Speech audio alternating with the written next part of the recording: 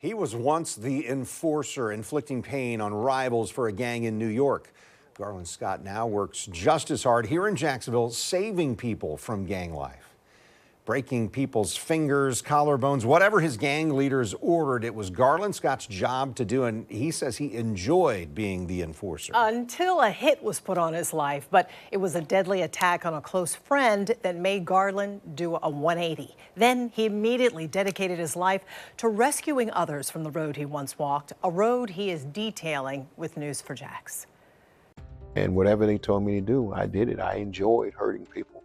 You enjoyed it. I enjoyed it. Garland Scott says his angry temper is what ultimately caught the attention of a New York gang, a temper bolstered after fighting in a race riot at his high school. And I got beat pretty bad, and they killed my friend. They put him in a garbage can upside down and shot him, and they disfigured my face pretty bad. And I stayed in the hospital for 3 months.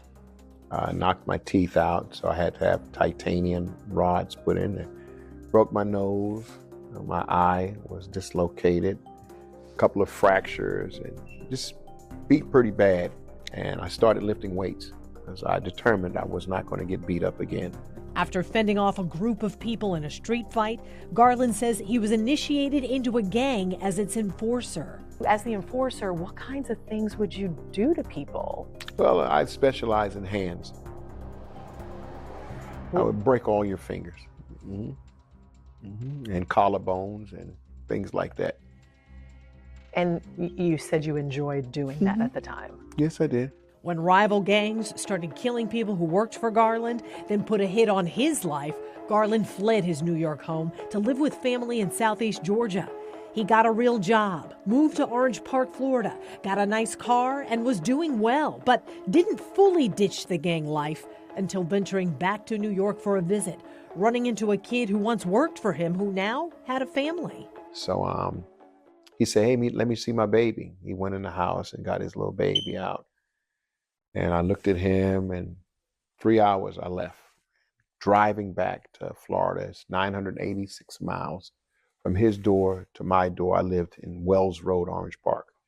I kept thinking about him. I kept thinking about him. I kept thinking about him. In my faith, that's called conviction.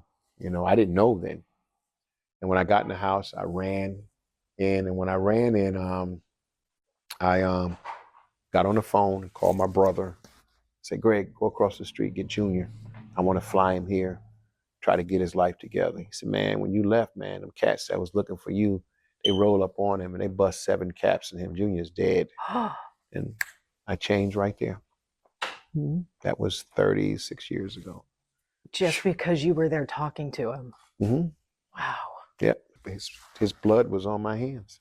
Since that day, Garland has created many local, state, and nationally renowned life-saving initiatives for the homeless to violent offenders. He got his doctorate degree, became a pastor, wrote several books, and has helped rescue scores of people from gangs, which includes relocating some to different states. One of his biggest achievements, co-creating the Ready for Work program, which the second President Bush and his administration wanted to adopt.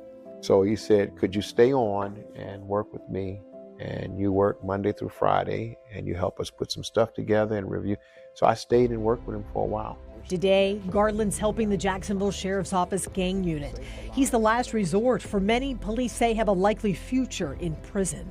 So when the lieutenant goes to the door and knock on the door, and you see that entire gang unit say, hey, this is you, we know what you've been doing, but we're not here to arrest you. If you have the courage, somebody wants to talk to you. So they say on the radio, bring him out. And I come out the car. If they decide, yes, I would like to talk to you more about this, but I got these people over here, and if I start talking to you, then I could get beat up. Well, now it's been long enough that if they know they're working with me, a lot of them back off, because I'm known as Switzerland. They know I'm the safe place now. They know Garland's not looking for information. It's because he and his wife built the Noah's Ark nearly 15 years ago in Jacksonville, a safe space for those transitioning from prison, gang life, or trauma. You can have a kid that his brother killed somebody and he's in prison, but he remembered the blood scene in front of the house, you know, or he remembered them cleaning it up. And that stays with them. Partnering organizations, colleges, and sponsors made donations for nearly everything you see here: exercise equipment, multiple showers, a recording studio, even survival tools. How do you wash clothes? And that's what this is for, Yeah, the washing washer and machine. dryer. Yes. So how do you wash clothes? Miss Jackie? And this, what is this This here? is an area where you can print your own t-shirts, so we want to give them some type of a skill. To maintain the safe house, the Scotts rely on those donations and partnerships, and they're also looking for the next generation of rescuers. Alumni are what people usually call mentors. But we're finding out a lot of mentors can't help this population. You need someone that has experience, that's credible, that's been through jail, that's been through court systems.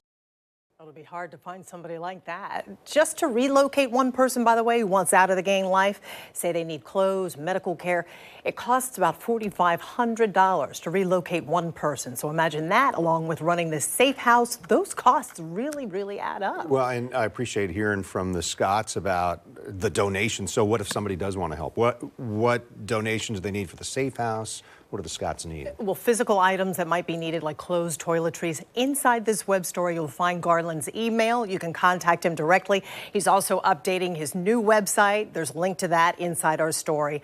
And to see my full conversation with Garland about his life, his incredible transformation, along with a tour the couple gave me of their safe house, you'll find a link inside all of that on our web story on news4jax.com.